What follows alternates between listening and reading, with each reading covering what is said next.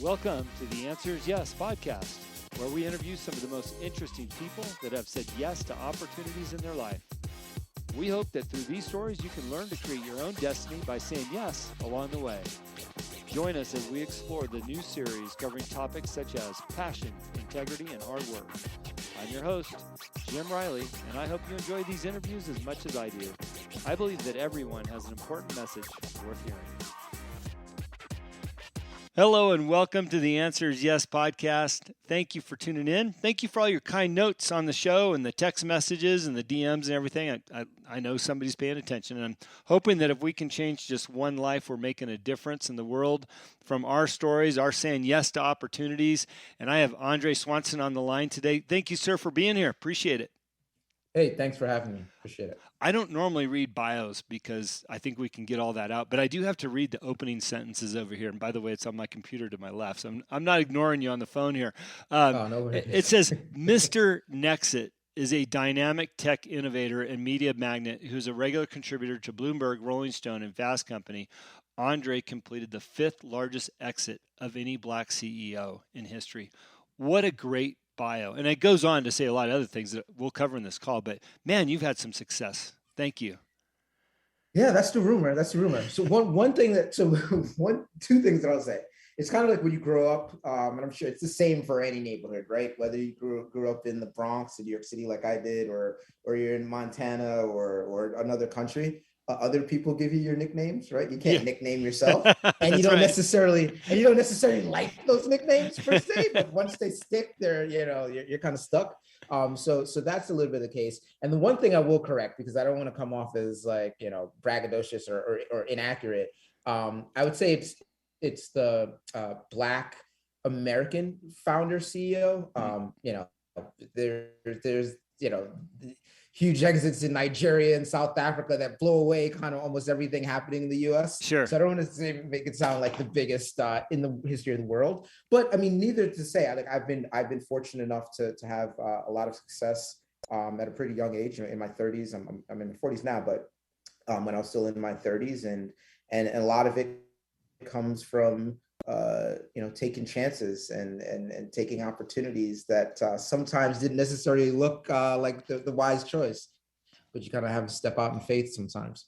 Yeah, well, obviously that's not the end of the story, but it's a big part of the story of where you're at today. But where did your life start? How does one accomplish those things? And where did you come from? What were your parents like? What type of scholastic achievements did you had, if any? Did you go a different route? But let's hear a little bit about your background.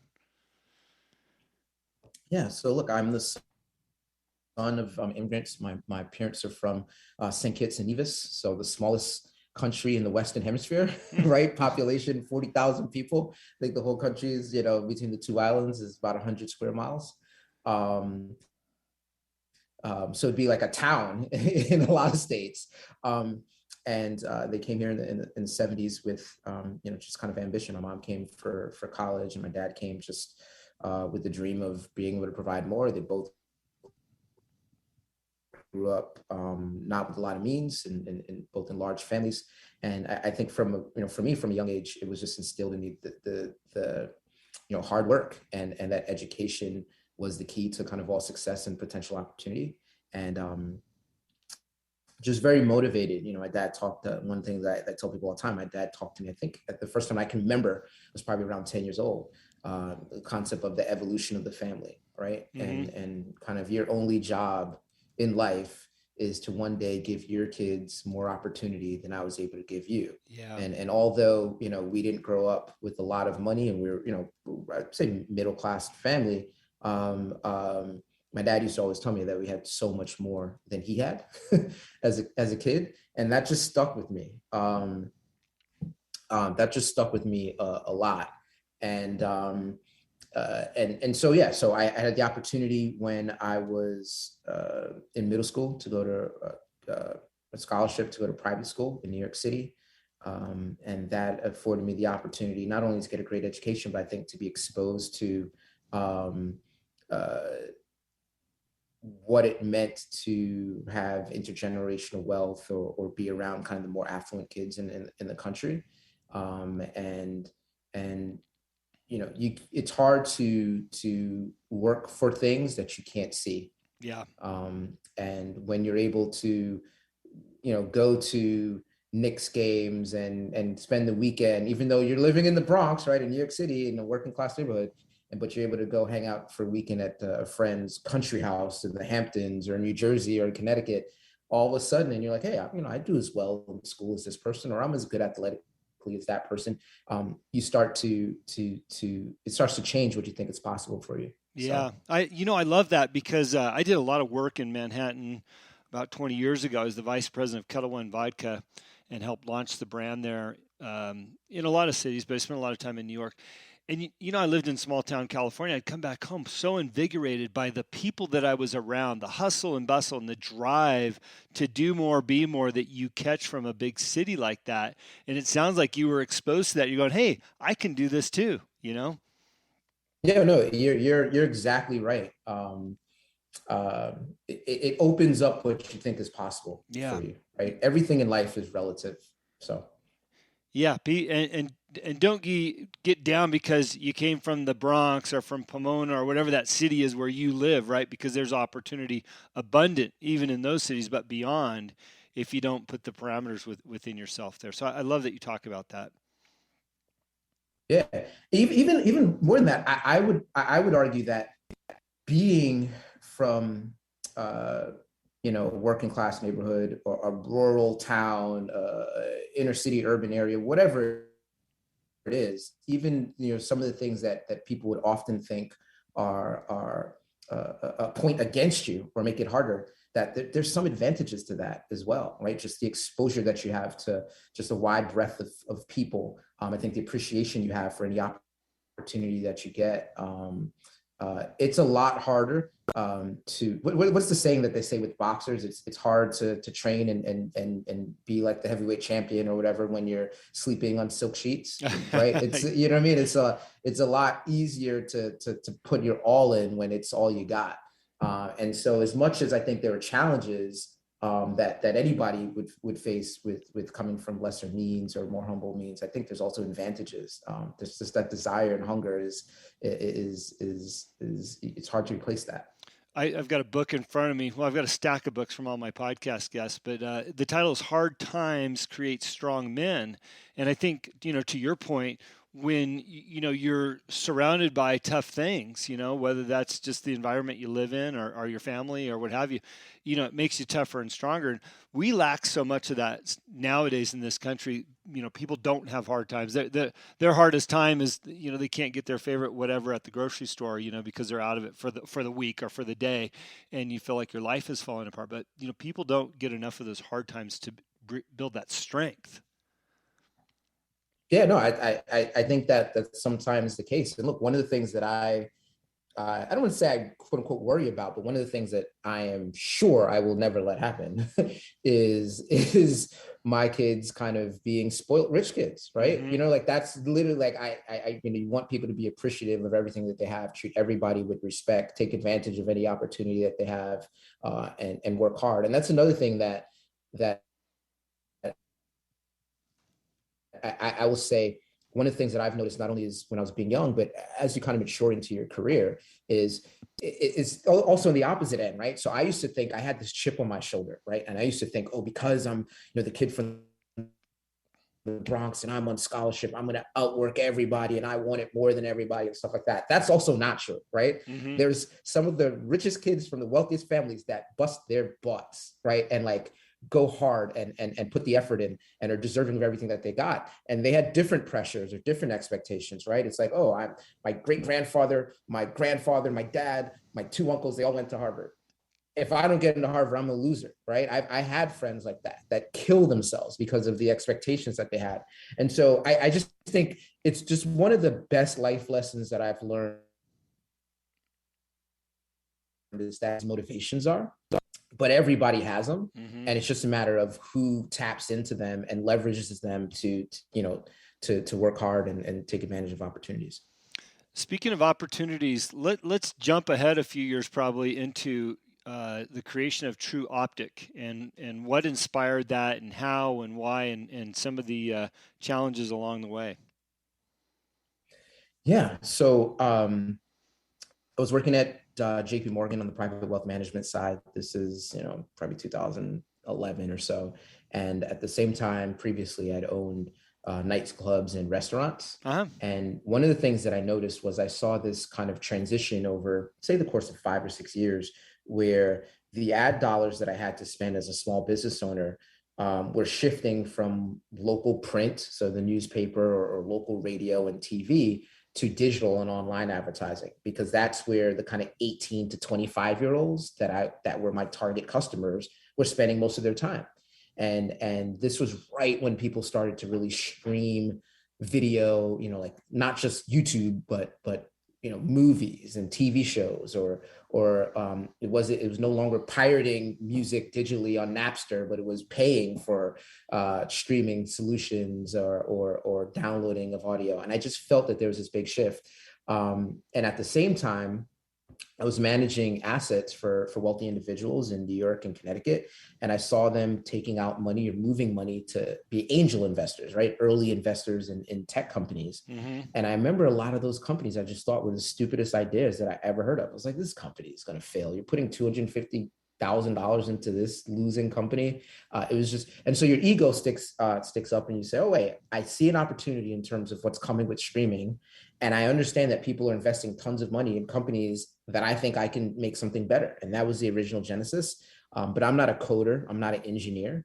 And so I reached out to one of my good friends who I went to boarding school with for high school. He was a mechanical engineer, mathematician, smartest guy I knew. And I said, hey, I got this idea. If we can glean data or do things to get insights around digital media, I think it could be really big. Fast forward, I quit my job at JP Morgan. We start this company. And one of the big challenges was the environment changed a bit in terms of people just throwing money around. There's a little bit of fatigue with that. Also, being in Connecticut, not necessarily in New York City at that point where the company was headquartered, just like it's hard if you're not, if you're in Montana, it's not the same as being in Silicon Valley, right? That's right. It's a raising capital for a tech venture.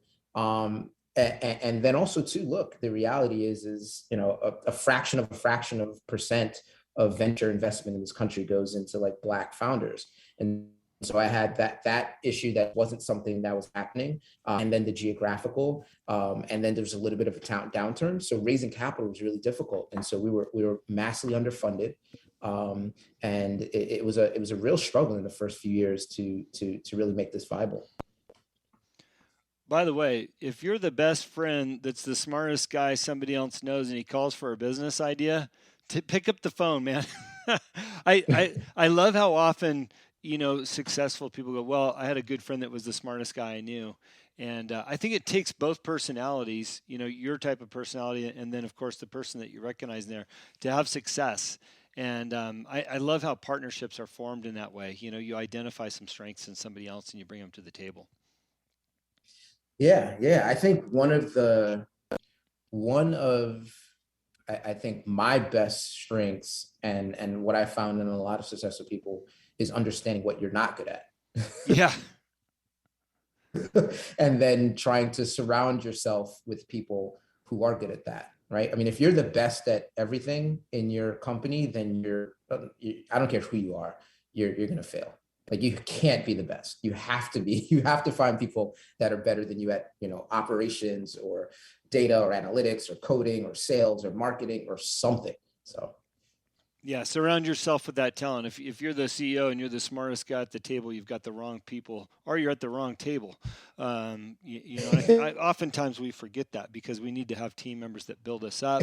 Exactly. And you help build them up. So what were some of the strategies that you employed at Tru Optik, to work towards a future partnership or buyout? Because obviously that's how we started a little bit on this show, is being a big exit for you guys. Yeah. So I think the very first thing that we strategically did was to take, the Wayne Gretzky quote, to skate where the puck was going, not where it was. Mm-hmm. And we knew that we were undercapitalized, as well as didn't have the experience in the space to go head to head with the Nielsen's and the Googles and the Oracles and the Adobes of the world, which were kind of some of the main players in our space. But we went all in on that. We thought connected TV, and back when we started the company, no one even called it connected TV. It was IP TV. We thought that and streaming of audio, and back then really smart speakers weren't a common thing, but we really believed that that's where over the next 5 to 10 years, it was going to be the dominant form of media consumption. And we built all of our solutions to that. And so what the challenge was, though, is a lot of the big media companies and ad agencies and the clients that we had, they didn't care about advertising or data for streaming because it was such an inconsequential part of their business. Mm-hmm. And so the first thing was we built a solution for several years out. We marketed ourselves as being the best at that, which we were, but we were the best at it because no one else was really doing it. Right. But then what we did was we found kind of ancillary solutions that were a little bit more in line with where the industry was at that time. So between 2014 and say 2017, we were making a little bit of money and generating relationships, doing stuff that really weren't in our core, but it allowed us to make relationships, allowed us to have learnings, and allowed us to generate some revenue. All at the same time, we were just pounding in the industry. We're the best at over-the-top, connected TV, streaming media, data analytics. By 2018, people started to care. And we've already ingrained in their head for 4 years that we were the best at it. And then we started getting huge clients. What we did was, secondly, we knew that now that the industry was maturing, the big boys would wake up to it, because now it was worth, before, when it was a $10 million opportunity, no one cares if you're a multi-billion-dollar company. Yeah. When it becomes $1 billion opportunity, you start paying attention. And so what we did in late 2017 and 2018, we would dramatically discount our services if you signed a multi-year contract. So like a 2-3 year contract. And what that allowed us to do was, even as the big guys started to have competitive solutions, we had pretty much, all the clients that mattered under multi-year agreements. Fast forward now to 2020, streaming was already grown massively, and was really big. And we had the leading market share in terms of data and analytics around advertising in the streaming ecosystem. And then COVID hit, the whole world's on lockdown, and streaming, which had already grown exponentially over the last 5 years, pretty much jumped another 2 years in 6 weeks. Yeah. And guess what? Who has the multi-year contracts with every company that mattered? And so we were able to benefit from being early, from letting everybody know we were early and kind of owning the voice in the space, and then playing the long play and not trying to pad revenue in 2017 and 2018, but trying to secure our positioning. And we had that positioning in 2020. And I would say, not to be arrogant or egotistical, but I don't think we could have played it any better in terms of how we strategically went about it. And we did all of this with, most of the companies we're competing against, even the other startups that tried to come into the space, raised tens of millions of dollars. We, up until about a year before our acquisition, we'd only raised $5 million in the first 6.5 years of being in business, which for a tech company it's just non-existent, inconsequential amount of money. And we were still able to turn that into a 9-figure exit. What I love the most about this story is that you were prepared. I mean, look, nobody planned on COVID, but you had a business plan and were prepared for the unknown. And here you were at the right place, right time, with some great strategic thinking and planning. And you didn't take in all these excessive dollars that so many of these tech companies do up front, because oftentimes that quashes them and doesn't allow them to maneuver as you have. So kudos for what you guys have done and being at the right place during COVID. Yeah. And being completely candid, we didn't bring on all the dollars, not because we didn't want to, right? Yeah. Is we couldn't. I got turned down by, I don't know, I would at least a couple dozen, probably closer to 30 venture firms, many of which wouldn't even take meetings with us, right? So, and it's a whole other conversation about that. But look, the other thing too that I've learned, and a lot of what I've learned in life has been from my dad and from other people, teachers and previous boss, just everyday life. There's not a person in the planet Earth that can say I've ever screwed them over, or I generally try to be a good person. Mm-hmm. But if somebody messes with you, I take no prisoners, right? So, like I am spiteful, vindictive, like because I feel generally like a good person, I try to be. And so, a lot of these venture capital firms that said, oh, we're not investing in that space, or they took meetings with us and took all of our information and dug in and stuff like that, only to then, try to share that information with another company, or just a lot of shady stuff that happened. I remember all of that, so you turn me down for investment because you're not investing in the space. And then a month later you invest in another company, and I find out that you shared my deck and all of our plans with that company. I'm putting that company out of business, and I'm, enjoying doing it. Right. Like I think that's one thing that I've learned from really successful business people is your word is your bond. Always try to do the right thing, but don't let anybody, you're not a pushover, and don't let anybody take advantage of you. And that's something that I've practiced, and it's worked well for me. Yeah.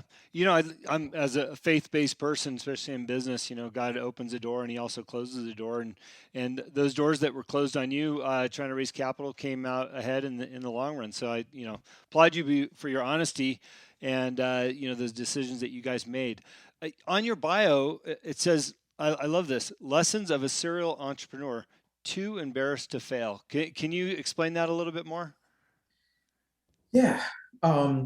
It's so funny because it's one of those things that just it feels right when I think about it and say it, and it's always a little bit harder to articulate. Yeah. But generally, what I mean by that is you're only embarrassed in life around things truly embarrassed. It's not like, oh, I slipped and fell, right? And people saw me and I laughed and I'm embarrassed. But you're only truly embarrassed or shamed or feel disappointed in yourself when you don't do something that you believe you should have done. Mm-hmm. or you should have been prepared for something and you weren't. Like, it has to be something of consequence.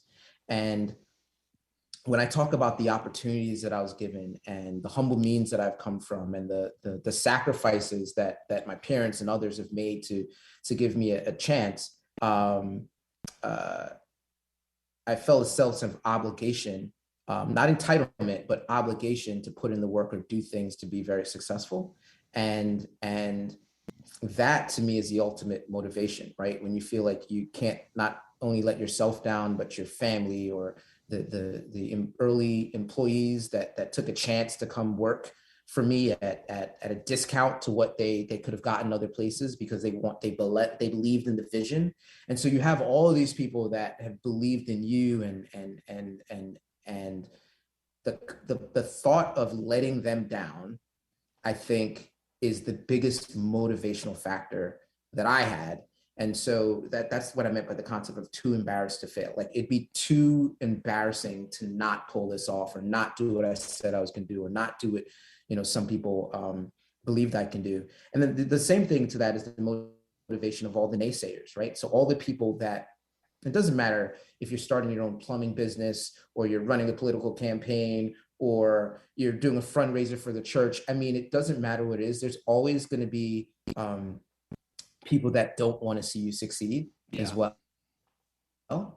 And I don't want to give those people the satisfaction of being right as well. Yeah. So you don't want to let down the people that really support, and you don't want to give the satisfaction to support you at the same time. So.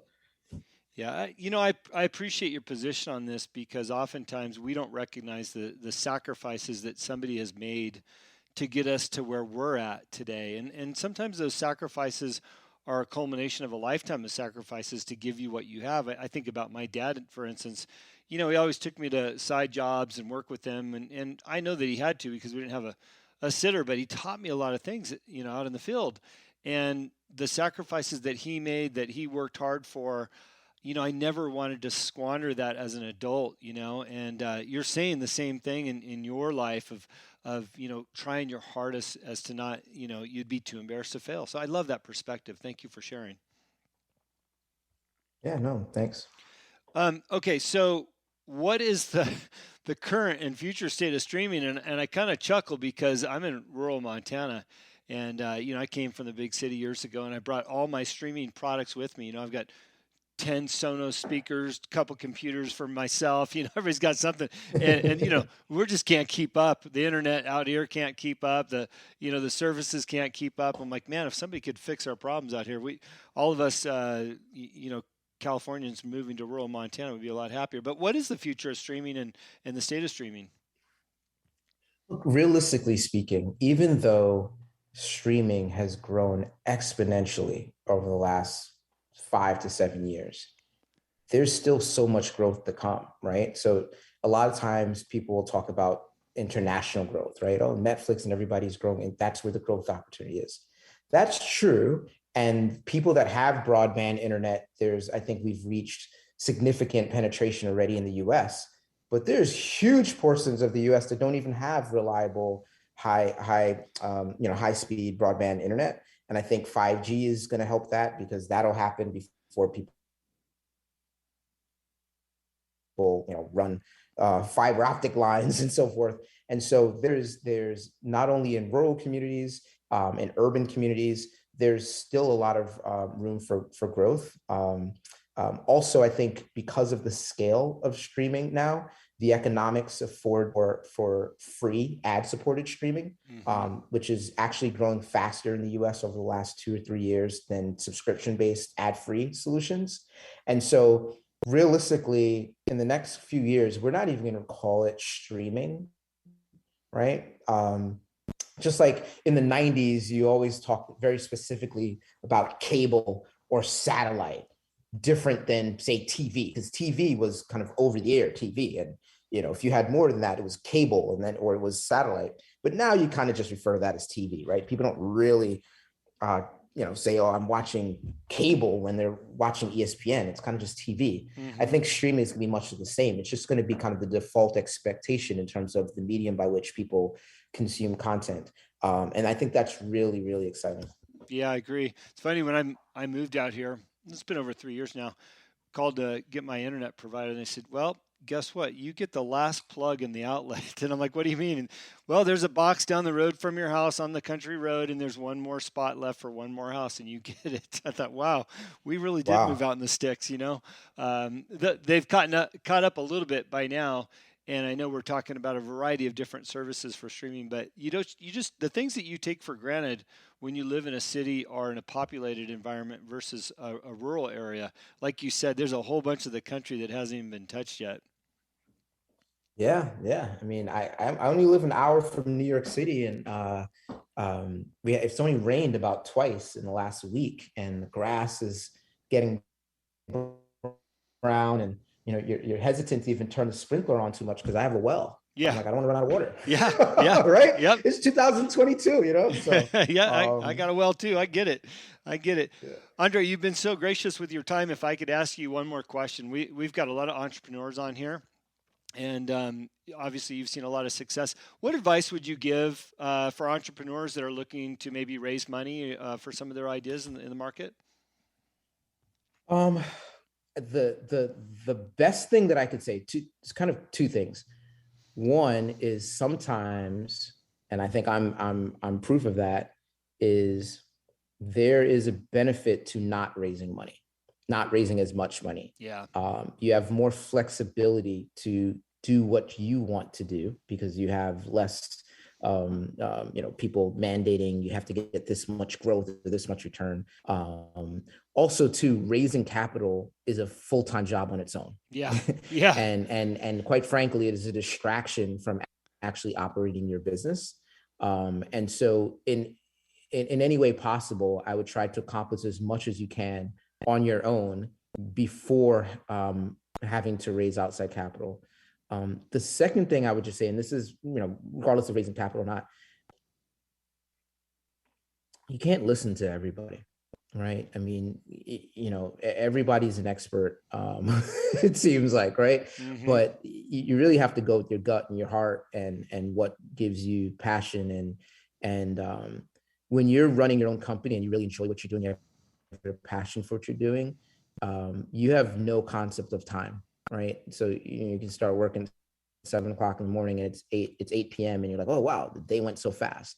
When you're not doing something that you enjoy, it's 3 o'clock and you're struggling to make it to 5. And so I would find anything that find something that you can actually be passionate about and enjoy doing, and try to find a way to at least start doing it without being beholden to capital from other people. And if you can do that, I think it dramatically increases the likelihood of success. Yeah, absolutely. And by the way, if you're enjoying what you're doing, you don't mind bootstrapping it and living on the cheap because it's worth the effort.